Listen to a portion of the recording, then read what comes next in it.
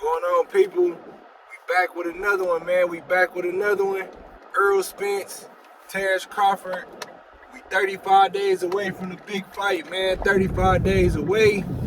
It's cracking, man. So check it out, man. I just seen this interview that the Angry Man podcast did, man, and they was talking about how Derrick James and fundamentals and how fundamentals beat Flash.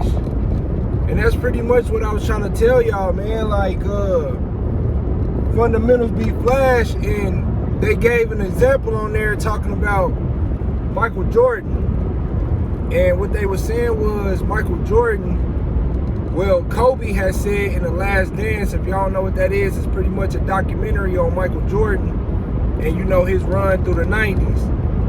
And Kobe has said that what makes Michael Jordan so great is that he was the most fundamentally sound basketball player there was. And he just had the Flash with it. So with that being said, I'm just trying to get y'all to understand, man, because people still in the comments talking about how Terrence Crawford is a better all-around fighter than Errol Spence, and I'm trying to say, like, he's not a better fighter than Errol Spence, because Errol Spence is more fundamentally sound than Terrence Crawford. You know what I mean? Like, Terrence Crawford got the flash, he has the talent. But with that analogy that they used on Michael Jordan being the most fundamentally sound basketball player, he also had the flash. The difference between him and Terrence Crawford is that Terrence Crawford replaces his fundamentals with his athleticism. Michael Jordan adds to his fundamentals with his athleticism. You can't replace the fundamentals, because the fundamentals are what keeps you in or out of position. And positioning in boxing is the key to winning or losing. It's about how much you in position and how much you out of position so you don't be hit. So if you man, they had a fight on that Timzu undercard, that Aleem versus Goodman. And if you look at that fight, man, that was pretty much exactly what I see in this fight. I mean, it's two different calibers of fighters, but if you watch Aleem, if y'all seen that fight and you watch Aleem fight, and if you haven't watched it, go check it out, or at least watch the highlights so you can see what I'm talking about. The Aleem dude was clearly the more athletic fighter. He had all the flash. He had everything that you could see. It was glaring. It stuck out. Everything stuck out. And then if you watch the Goodman dude, he won the fight. But nothing stuck out that he was doing. He just stayed behind his jab and stayed behind his fundamentals. Never was out of positioning.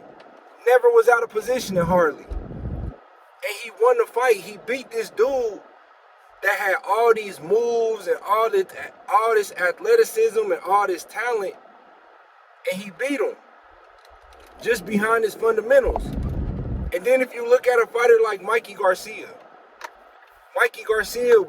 not fast, not athletic, not nothing. You know what I mean? As far as from an athletic standpoint, the dude is he's nothing when it comes to athleticism. He's not athletic at all whatsoever. But he had perfect fundamentals. His fundamentals led him to become a 4-division champion, 39-0, 30 knockouts. You know what I mean? All off of basic fundamentals. Had no flash, no nothing. Was pretty much Errol Spence. You know what I mean? But the difference between Mikey Garcia and Errol Spence is an athlete. Errol Spence does have athleticism, but he fights based off of his fundamentals.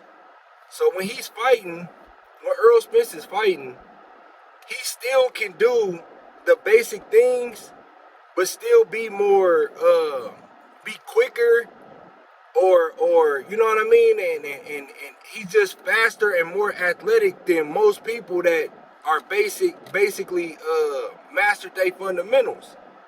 Like, just say, for an example, Mikey Garcia, when he fought Mikey Garcia, he was faster with his feet. He was faster with his hand speed.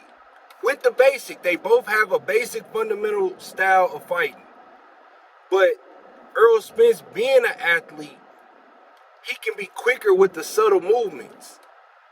And that's the difference between what makes Errol Spence special with his fundamentals than the average fighter that has just basic fundamentals. Because even this Goodman dude that just beat the Aleem dude, he wasn't athletic at all.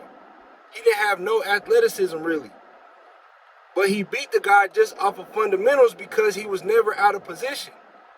You know what I mean? When you watch all these athletic dudes, a lot of them big movements that you can see with the eye and it look pretty and it, you know what I mean? And you making somebody miss and all that.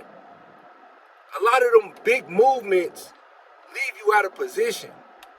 You know what I mean? And then you watch somebody like Errol Spence that mastered the fundamentals, the real small, subtle movements, his feet are never crossed.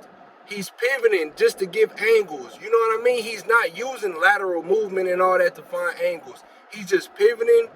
You know what I mean? He's never crossing his feet. He's staying behind an educated jab.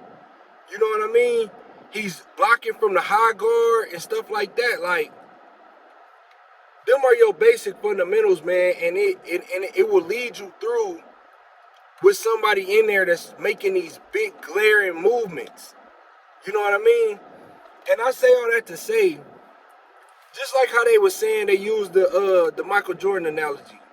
Michael Jordan had fundamentals, but he also added the flash to it, but he never strayed away from his fundamentals.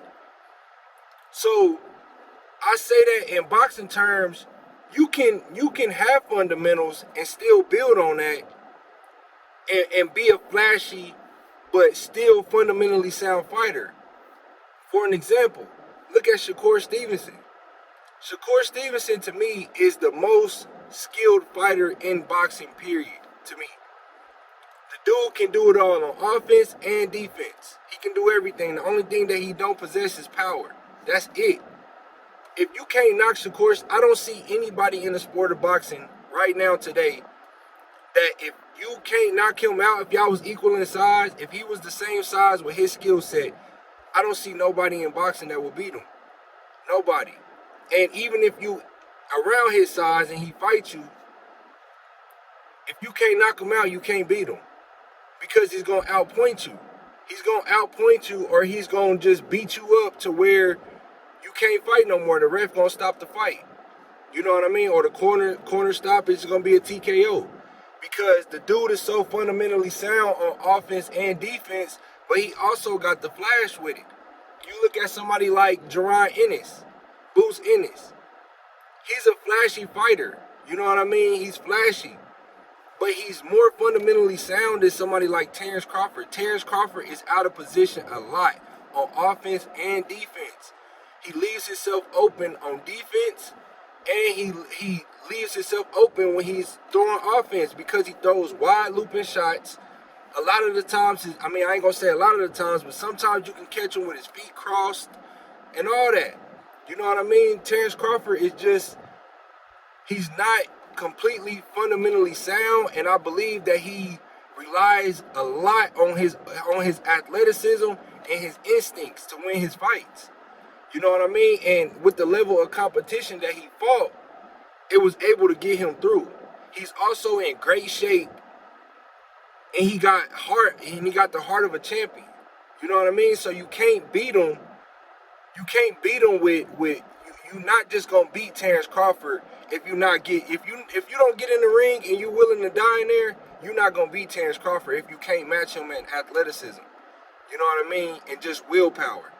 You know what I mean? He's very skilled too. I'm not gonna say he's skilled. I mean, he's not skilled because he can do everything. He's talented as hell. But he relies on his athleticism and his instincts to win him fights. And against somebody like Errol Spence that has the fundamentals, that has that same willpower that he got, that's bigger than him, stronger than him, it's just an uphill battle for Terrence Crawford, man. But that's just my take on it, man. Let me know what y'all think, man. Like the video, subscribe to the channel, man. Subscribe.